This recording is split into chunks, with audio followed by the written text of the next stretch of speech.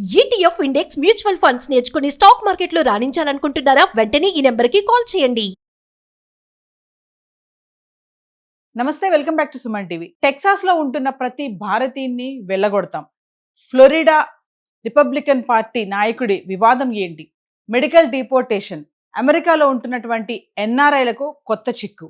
మరి L1 వీసాతో వచ్చి H1B వీసాకి change అవ్వచ్చా? ఏ టెక్నాలజీతో అమెరికన్స్కి టాలెంట్ కొరత ఉందా? ఏ టెక్నాలజీతో అమెరికన్స్ కి టాలెంట్ కొరత ఉందా? H1B వీసా ఫీజు పెంచిన తగ్గని డిమాండ్, USA వర్సెస్ ఇండియన్స్. మరి వీటన్నిటిపైన ఒక క్లారిటీ ఇవ్వడానికి ఈరోజు మనతో పాటు ఉన్నారు special guest, founder and chairman of global Telangana association నుంచి విశ్వేశ్వర రెడ్డి గారు. నమస్తే సార్. నమస్కారం సార్, అమెరికాలో ఉంటున్నటువంటి ఎన్ఆర్ఐలకి ఇప్పుడు కొత్త చిక్కు వచ్చి పడింది అంటున్నారు. ఈ మెడికల్ డిపోర్టేషన్ అంటున్నారు కదా, ఏంటి సార్ అసలు? యూజువల్గా ఎలా ఉంటుందంటే, మనకు గ్రీన్ కార్డ్ ప్రాసెస్ అయ్యేటప్పుడు కానీ ఎందుకంటే H1B ప్రాసెస్ అయ్యేటప్పుడు కూడా ఏంటంటే మెడికల్ బ్యాక్గ్రౌండ్ చెక్ చేస్తుంటారు. ఎస్పెషల్లీ గ్రీన్ కార్డ్ ఇచ్చే ముందు మాత్రం తప్పకుండా మనకు మెడికల్ డాక్టర్ దగ్గరికి వెళ్ళి ఒక రిపోర్ట్ తీసుకురమ్మని చెప్తారు. ఆ రిపోర్ట్ను 485 అప్పుడు అడ్జస్ట్మెంట్ ఆఫ్ స్టేటస్, అంటే గ్రీన్ కార్డ్ ప్రాసెస్లో పర్ము 140 485 ఉన్నప్పుడు 485 is basically adjustment of status. ఆ టైంలో మెడికల్ రికార్డ్స్ చెక్ చేస్తారు. తర్వాత బ్యాక్గ్రౌండ్ చెక్ చేసుకుంటారు, వాళ్ళ హెల్త్ ఏమైనా కండిషన్స్ ఉన్నాయా, అంటే ఇది గ్రీన్ కార్డ్ ఇవ్వడానికంటే ముందు జరుగుతుంది. సో అక్కడ ఏదైనా కన్సర్న్స్ ఉండి దాని మేజర్గా ఇంపాక్ట్ ఉంటుంది అనుకుంటే దాని రకంగా యాక్ట్ చేస్తారు. అప్పుడు గ్రీన్ కార్డ్ క్యాన్సిల్ చేయడం కానీ, గ్రీన్ కార్డు రిలేటెడ్ ప్రాసెస్ని ఆపేయడం కానీ ఉంటుంది. అంటే ప్రాపర్ మెడికల్ రికార్డ్స్ లేవనుకోండి, మేజర్ కన్సర్న్స్ ఉంటే గ్రీన్ కార్డ్ ఇవ్వరు. సో కాకపోతే 98% ఇండియన్స్కి ఏమి ఇబ్బంది ఉండదు. ఈ ఇండియన్స్ పీపుల్ చాలా అంటే హెల్తీ కాన్షియస్ పీపుల్ కదా, సో పెద్ద దాని మీద ఇష్యూ లేదు. కానీ జనరల్ సెట్టింగ్ ఇన్ మెక్సికో వాళ్ళైతే మనలాగా అంత లాంగ్ ఏజ్ సర్వైవబిలిటీ ఉండదు. సో అక్కడ కొంచెం కన్సర్న్స్ ఉన్నాయి. బట్ ఓవరాల్గా పిక్చర్గా చూస్తే ఇమిగ్రేషన్లో గ్రీన్ కార్డ్ ప్రాసెస్లో ఎక్కువ మేజర్ ఈ చూస్తారు. మెడికల్ రికార్డ్స్ రెగ్యులర్గా కూడా చూస్తుంటారు. ఇప్పుడు కాకపోతే ఏంటంటే వాళ్ళకి బ్యాక్గ్రౌండ్ చెక్ అని ఉంటారు కదా, ఆ బ్యాక్గ్రౌండ్ చెక్లో భాగంగా చాలా చెక్స్ చేస్తున్నారు. చెక్స్ అండ్ బ్యాలెన్సెస్ చేసి వాళ్ళకే గ్రీన్ కార్డ్ ఇస్తున్నారు.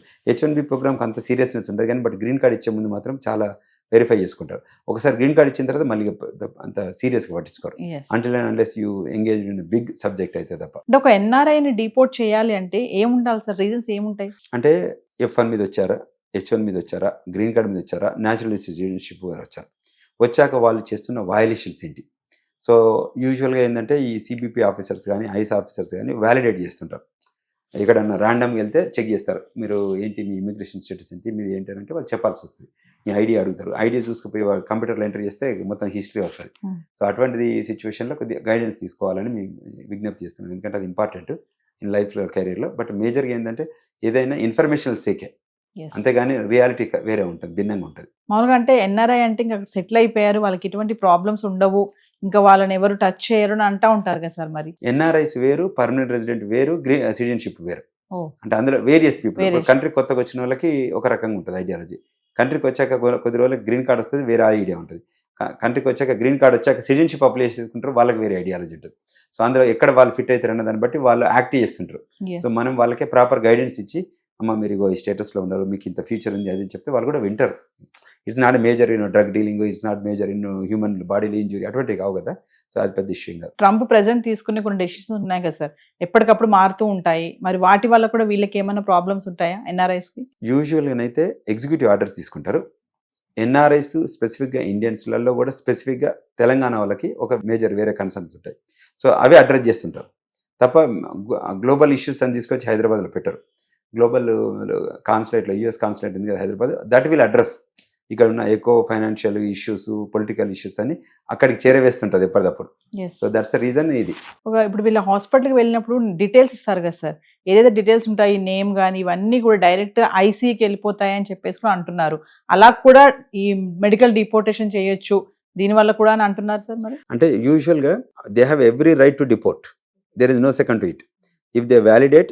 ఇప్పుడు మనం ఇక్కడికి వెళ్తుంటే ట్రాఫిక్లో కానిస్టేబుల్ మనం పట్టుకోవాలని డిసైడ్ చేసినాక మనం తప్పించుకోవడానికి ఏం లేదు, మనం ఏం చేయాలన్నా చేసుకొని ముందు బయటకు రావడం తప్ప. సో ఇన్ సిమిలర్ లైన్స్లో ఇది కూడా అలాగనే ఉంటుంది. ఈ మెడికల్ డేటా ఏదైతే ఉంటుందో సార్, అదంటే డిపోర్టేషన్కి ఆ డేటా లింక్కి బేస్ అయి ఉంటుందా? ఉండదు, కానీ ఈ మధ్య లింక్ చేస్తున్నారు. ఒకప్పుడు లేదు, ఒకప్పుడు అసలు డేటానే లేదు. ఇప్పుడు డేటా క్రియేట్ అయింది, సాఫ్ట్వేర్ కంటెంట్ క్రియేట్ అయింది, తర్వాత ఆర్టిఫిషియల్ ఇంటెలిజెన్స్ టూల్స్ వచ్చాయి. వచ్చేసరికి గవర్నమెంట్ కూడా దాన్ని సీరియస్గా తీసుకోవాలి కాబట్టి ఆ యాంగిల్ చేస్తుంది. అంటే ఎందుకు సార్, అంటే ట్రంప్ అందరినీ వెనక్కి పంపించే ప్రక్రియ మొదలు పెట్టాడు కాబట్టి అందులో భాగం అనుకోవచ్చా ఇవన్నీ? ట్రంప్ ఎవరిని కూడా వెనకకు పంపట్లేదు. Clarity for the record purposes. Trump ప్రపంచంలో ఉన్న వాళ్ళ దగ్గర నుంచి ప్రపంచ దేశాల వాళ్ళకి 2 ఆఫర్లు ఇస్తున్నాడు. మీ దేశాల్లో మీ దగ్గర టాలెంట్ ఉందా అని అడుగుతున్నాడు. You have extraordinary talent, please do come to the United states. లేదు, మా దగ్గర టాలెంట్ లేదు. Do you have money, treasure, talent treasure ఉందా అని అడిగే. సో ట్రెజర్ కూడా ఎలా ఉంటుందంటే మీకు ఫైనాన్షియల్ న్యూ మనీ అన్నట్టు, అంటే మనీ లాండరింగ్ రిలేటెడ్ లేకపోతే ఇటువంటి అన్టాక్స్డ్ పెయిడ్ డబ్బు అడగరు, ట్యాక్స్ పెయిడ్ మనీ కావాలి. సో ఆ యాంగిల్లో EB-5 ప్రోగ్రాంలో వాళ్ళు వెరిఫై చేసుకుంటారు. సో అందులో భాగంగానే ఈ డెసిషన్ తీసుకుంటారు. So coming to NRF life గురించి మాట్లాడుకుంటే ప్రజెంట్ టైంలో ఎలా ఉంది అంటారు? అక్కడ వాళ్ళకి సేఫ్ అండ్ సెక్యూరిటీ ఉంది అనుకోవచ్చు అంటారా? చాలా సేఫ్టీ ఉంది, చాలా సెక్యూరిటీ ఉంది. ఓన్లీ కన్సర్న్స్ ఏంటంటే ఎక్కడైతే ప్రిస్క్రైబ్డ్ ప్లేసెస్ ఉంటాయో వాటి దగ్గరికి మీరు వెళ్ళొద్దు. మీరు అక్కడికి వెళ్ళిన పర్పస్ మాస్టర్ చేయడానికి, మీరు ఓన్లీ ఫోకస్ ఆన్ మాస్టర్సే చేయండి. అది కాకుండా మళ్ళీ వేరే ఒక ఏదైనా ఆలోచన విధానం పెట్టుకుంటే అది మీకే ఇబ్బంది అవుతుంది అనే ఉద్దేశం చెప్తున్నాం. సో మేము ఒక 20 ఏళ్ళ నుంచి ఉన్నాం, మేము కూడా గైడ్ చేస్తాం వాళ్ళకి. మీరు ఈ ఇయర్లో ఇట్లుంటే బాగుంటుంది, ఈ ఇయర్లో ఇట్లా బాగుంటుంది అని చెప్తే దాని ప్రకారం గైడ్ చేస్తాం, వాళ్ళు ఫాలో అవుతుంటారు.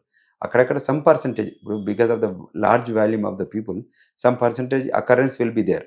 ఆ అకరెన్స్ని మనం మొత్తం ప్రైమరీగా మొత్తం కంపెనీకి చూపించుకోలేం కదా, Yes. సో అదే జరుగుతుంది. Thank you sir. Thank you very much.